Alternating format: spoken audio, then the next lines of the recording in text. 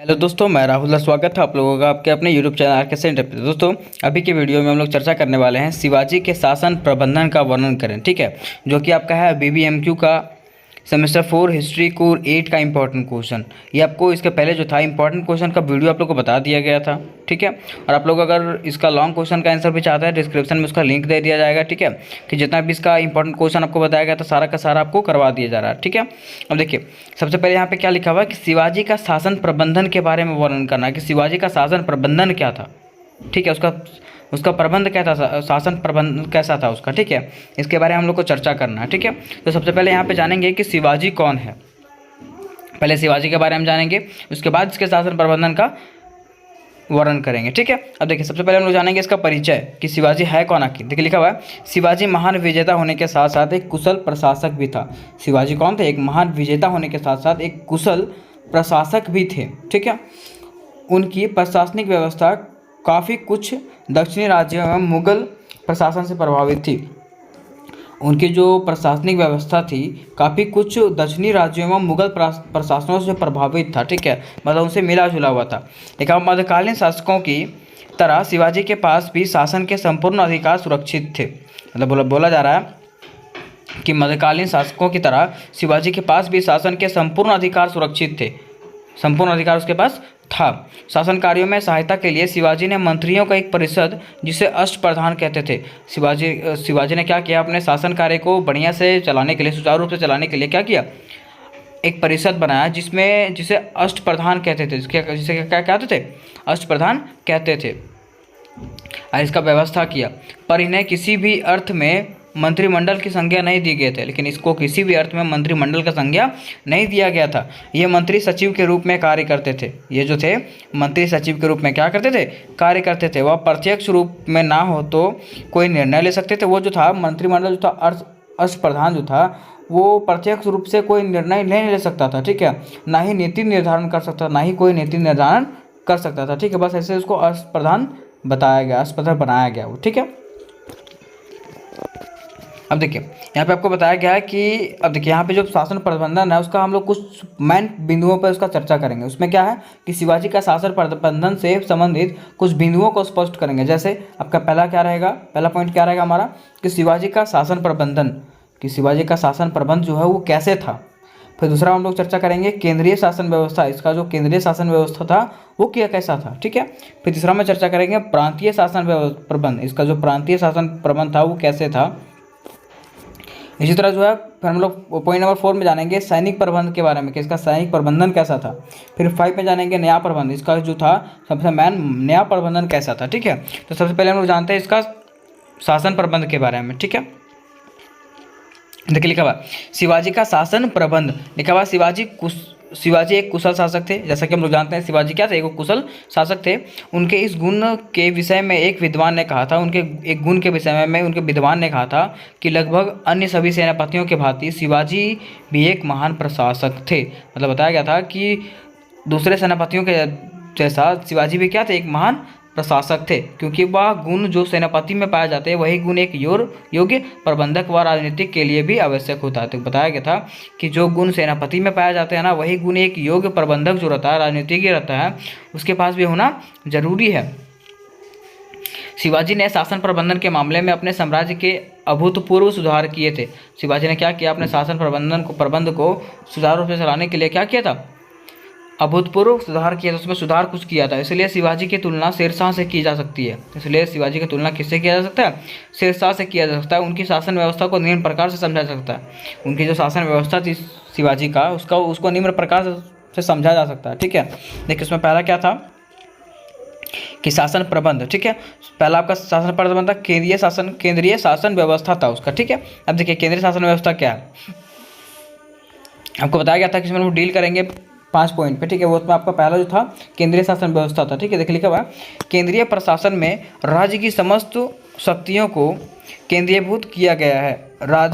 राजा को उसमें असीम शक्तियां प्राप्त थी। राजा को जो था उसमें असीम शक्तियां प्राप्त थी। वह अपने इच्छा अनुसार किसी पद को किसी भी नियुक्ति कर सकता था। वो जो था अपने इच्छा अनुसार से किसी भी पद को कभी भी नियुक्त कर सकता था। तथा किसी को भी प्रयुक्त कर सकता था तथा किसी को भी प्रयुक्त हटा सकता था। ठीक है, पूर्ण अधिकार संपन्न होते हुए भी शिवाजी निरंकुश अथवा अत्याचारी नहीं थे। उनके पास पूरा अधिकार प्राप्त था, ठीक है, लेकिन उसके बावजूद भी वो निरंकुश और अत्याचारी नहीं थे, इसलिए उन्हें उदार शासकों की श्रेणी में रखा गया था। इसलिए जो था उनको उदार शासकों की श्रेणी में रखा गया था। राजा को परामर्श देने के लिए 8 मंत्रियों की एक समिति होती थी। राजा को परामर्श देने के लिए 8 मंत्रियों की क्या होती थी, एक समिति होती थी, जिसे अष्टप्रधान कहा जाता था। जिसको क्या कहा जाता था, अष्टप्रधान कहा जाता था। प्रत्येक मंत्री अपने विभाग का संचालन करता था तथा राजा के प्रति उत्तरदायित्व होता था। प्रत्येक जो मंत्री था वहाँ का अष्टप्रधान का, वो क्या करता था, अपने विभाग का संचालन करता था और राजा के प्रति उत्तरदायी होता था। ठीक है, अब देखते हैं उसका अष्टप्रधान क्या क्या था। देखिए उसमें से अष्टप्रधान में पहला आपका था पेशवा। क्या था, पेशवा। यह प्रधानमंत्री होता था तथा समस्त राज्य के शासन प्रबंधन का संचालन करता था। ठीक है, पेशवा मतलब क्या होता है, यह प्रधानमंत्री होता था। कौन था, प्रधानमंत्री होता था। ये समस्त राज्य के शासन व्यवस्था को संचालन करता था। ठीक है, विभिन्न राजकीय विषयों पर राजा पेशवा से परामर्श लेता था। ठीक है, वो क्या होता था, विभिन्न राजकीय विषयों पर राजा जो था पेशवा से क्या करता था, परामर्श लेता था। बोला हाँ ये सब कुछ ठीक है कि नहीं है, ये गलत है कि सही है। सो फिर दूसरा में लिखा हुआ अमात्य। अमात्य का मतलब क्या है, अर्थमंदी को अमात्य कहा जाता था। अर्थमंदी को क्या कहा जाता था, अमात्य कहा जाता था, जो राज्य के आई गई नियंत्रण रखता था। मतलब राज्य पे जो आई गई, जैसे उसका जो धन संपत्ति है, ठीक है, जो सब वित्त मंत्री है ना, वैसे, ठीक है, कि क्या कमाया जा रहा है, कितना खर्चा हुआ, कितना नहीं हुआ, इसके बारे में। ठीक है, धन संबंधी कागजों पर उसके हस्ताक्षर होते थे। धन संबंधी जो कागज होता था उसके उस पर क्या होता था, उसका हस्ताक्षर होता था। ठीक है, अब देखिए 3 में क्या आपका कि मंत्री का मुख्य कार्य राजा के दैनिक कार्यों को राज दरबार में होने वाले मुस्लिमों का लेखा जोखा देना था। ठीक है, हुआ क्या, मंत्रियों का क्या मुख्य कार्य क्या था कि मंत्रियों का मुख्य कार्य राजा के दैनिक कार्य को राज दरबार में होने वाले मुस्लिमों का लेखा देखा जोना मतलब देना पड़ता था। ठीक है, फिर 4 में आपका क्या है कि सचिव, राजा के पत्र व्यवहार के कार्यों को संभालना, सरकारी पत्रों को पुनः परीक्षण करना तथा उनकी भाषा को शुद्ध करना सचिव का कार्य होता था। सचिव का क्या कार्य होता था कि राजा के पत्र व्यवहार को कार्य को संभालना, मतलब पत्र व्यवहार के कार्य को संभालना। ठीक है, उसके साथ साथ सरकारी पत्रों का पुनः परीक्षण करना, सरकारी पत्रों का जो पुनः क्या करना, परीक्षण करना, उसको जांचना तथा उनकी भाषा को शुद्ध करना सचिव का कार्य होता था। ठीक है, 5 में क्या था, सुमंत था। क्या था, सुमंत को विदेशी मंत्री कहा जाता था। सुमंत को क्या कहा जाता था, विदेश मंत्री कहा जाता था। जैसे विदेश मंत्री है ना हमारा, वैसे, क्योंकि अन्य राज्यों से संबंधित कार्य को करना, विदेशी गुप्तजनों का दृष्टि रखना तथा राजपूतों की देखभाल करना इसके कार्य होते थे। देखिए हुआ क्या कि सुमंत का कार्य क्या था कि विदेशों से जैसे कुछ आपको संबंध रखना है। ठीक है, तो आपको अगर व्यापार करना है तो उससे वो क्या करेगा, डिटेल्स मांगेगा। ठीक है, मतलब उससे वो संबंध बना करके रखेगा। ठीक है, 6 में आपका सेनापति या सेनाओं का मुखिया होता। सेनापति कौन था, सेनाओं का मुखिया होता था। सेना का संगठन, अनुशासन एवं युद्धों का संचालन करना इसके मुख्य कार्य होते हैं। इसका मुख्य कार्य क्या होता था कि सेना का संगठन करना, अनुशासन एवं युद्धों का संचालन करना इसका मुख्य कार्य होता था। वास्तव में सेना के सभी अधिकार अंतिम रूप में शिवाजी को भी प्राप्त थे। क्या हुआ कि वास्तव में सेना के सभी अधिकार जो था अंतिम रूप में शिवाजी को भी प्राप्त था। ठीक है, देखिए लिखा हुआ। फिर 7 में है पंडित राव मतलब पंडितों का करना, जैसे पूजा पाठ हो गया तो उसका काम कौन करेगा, पंडित करेगा ना। या धार्मिक विभाग का अध्यक्ष होता था, या धार्मिक विभाग का क्या होता था, अध्यक्ष होता था। इसका मुख्य कार्य धार्मिक कृतियों को देखना तथा प्रजा के नैतिक स्तर को ऊंचा उठाना था। तो ये क्या था, इसका कार्य क्या था कि जैसे मान लीजिए पूजा पाठ होता था, ठीक है, तो उसमें आपको भाग लेना है। ठीक है, तथा सबको शुद्ध करके रखना हर चीज़ को।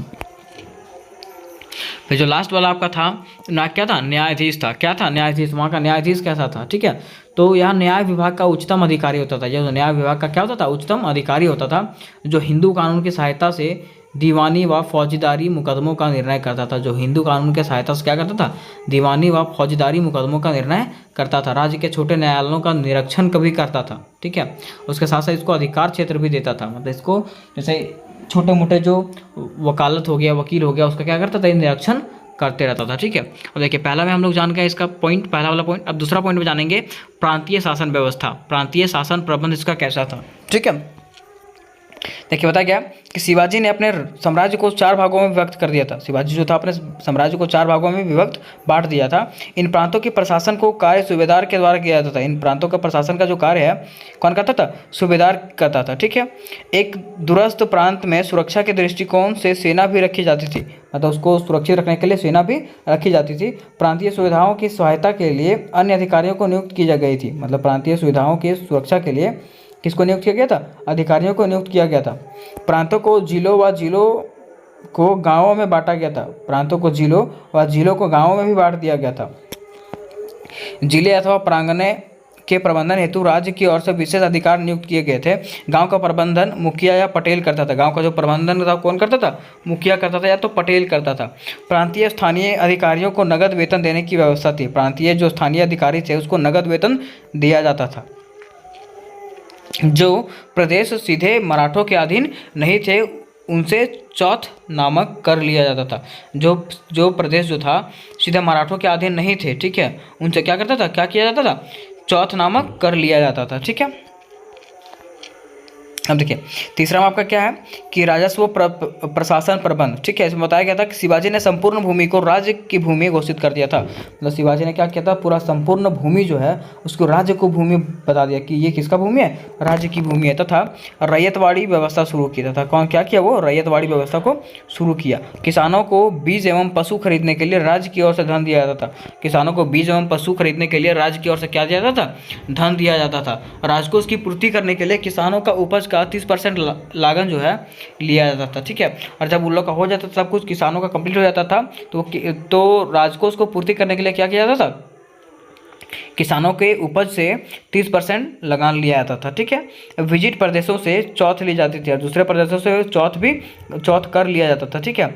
शिवाजी की आय का एक अन्य मुख्य साधन सरदेश मुखी था। शिवाजी का आय का एक मुख्य साधन क्या था? सरदेश मुखी था। यह एक प्रकार का कर था। यह क्या था? एक प्रकार का कर था जो राज्य की व्यक्तियों से उनकी आय पर वसूला जाता था।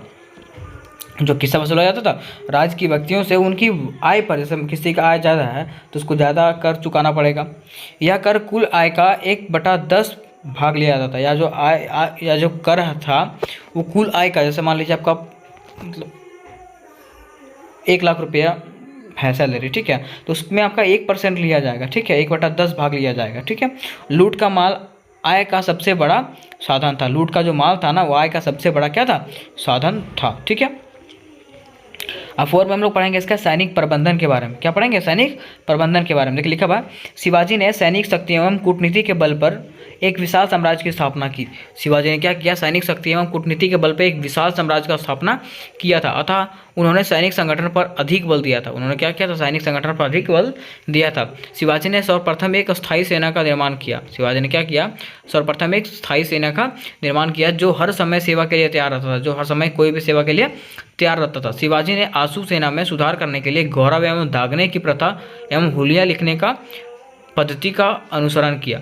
सैनिकों को नगद वेतन देने की व्यवस्था भी की। सैनिकों को नगद वेतन देता था वो। ठीक है। सैनिकों व पदाधिकारियों को नियुक्ति के लिए योग्यता मुख्य आधार था। मतलब सैनिकों व पदाधिकारियों को नियुक्ति करने के लिए, चुनने के लिए, ठीक है, योग्यता क्या था? तो मतलब उसके लिए क्या योग्यता था? जैसे मान लीजिए वो पढ़ा लिखा है कि नहीं, इसके आधार पर उसको चुना जाता था। और सेना में हिंदू और मुसलमानों की भर्ती भेदभाव रहित होती थी। ठीक है। अब देखिए, और सेना में जो था हिंदू और मुसलमानों की भर्ती जो था भेदभाव के साथ होता था। ठीक है। घुड़सवार, पैदल व जल सेवा सैनिक शिवाजी के सेना प्रमुख अंग थे। घुड़सवार, पैदल और जल सेना जो थे शिवाजी के सेना के प्रमुख अंग थे। युद्ध काल में स्त्रियां, दासियां व दासों के साथ ले जाने की आज्ञा नहीं थी। युद्ध काल में स्त्रियां, दासियों व दासों को साथ ले जाने की आज्ञा नहीं थी। युद्ध छापामार प्रणाली से होता था। युद्ध जो था छापामार प्रणाली से होता था। शिवाजी ने अनेक अभेद दुर्गों का निर्माण भी करवाया था। शिवाजी ने अनेक दुर्गों का निर्माण भी करवाया था। दुर्गा की रक्षा के लिए एक मराठा हवलदार, एक ब्राह्मण सूबेदार, एक कायस्थ किलेदार नियुक्त किया जाता था। देखिए, दुर्ग का जो था उसका रक्षा करने के लिए क्या क्या किया जाता था? हवलदार और एक ब्राह्मण, एक सूबेदार और वो एक कायस्थल किलेदार नियुक्त भी करता था। ठीक है। ताकि वो जो दुर्ग था वो क्या रहे? सुरक्षित रहे। मराठा लोग किले की रक्षा करना अपना आदर्श समझते थे। मराठा लोग जो था अपना किला का रक्षा करना क्या समझते थे? अपना आदर्श समझते थे। ठीक है। अब देखिए इसका लास्ट पॉइंट जानेंगे, पॉइंट नंबर 5। देखिए पॉइंट नंबर 5 में बताया गया है न्याय प्रबंधन। इसका न्याय प्रबंधन क्या था, तो लिखा हुआ न्याय के प्रधान अधिकारी को न्यायाधीश कहा जाता था। न्याय के प्रधान अधिकारी जो था उसी को क्या कहा जाता था, न्यायाधीश कहा जाता था। न्याय हिंदू धर्म के नियमों पर आधारित था। न्याय जो था हिंदू धर्म के नियमों के अनुसार से होता था। ग्रामों में फौजदारी की मुकदमा को तय करने के लिए एक अधिकारी होता था। गाँवों में जो था फौजदारी के मुकदमों को तय करने के लिए एक अधिकारी होता था, जिसे पटेल कहते हैं। पटेल के साथ हम उसको मुखिया भी कहते हैं तो पटेल कहते हैं। ग्रामों के झगड़े ग्राम पंचायतों द्वारा ही निपटाए जाते थे। गाँव का जो झगड़ा है उसको ग्राम पंचायत के द्वारा ही निपटाया जाता है, जैसे भी मुखिया निपटाता ना वैसे। तथा कानून की व्याख्या हेतु कानून पंडित की नियुक्ति की जाती थी। तथा कानून की व्याख्या के करने के लिए कानून पंडित की नियुक्ति की जाती थी। ठीक है, अब यहाँ तक आपका समझ गए हम लोग कि शिवाजी कौन था, इसका प्रबंधन कैसा था। ठीक है, अब देखिए ये आपका क्वेश्चन जो था पूरा तरीके से खत्म होता है। तो उम्मीद करते हैं कि आप लोग को बढ़िया समझ में आया होगा। तो मिलते हैं नेक्स्ट वीडियो में, तब तक के लिए जय हिंद, जय भारत।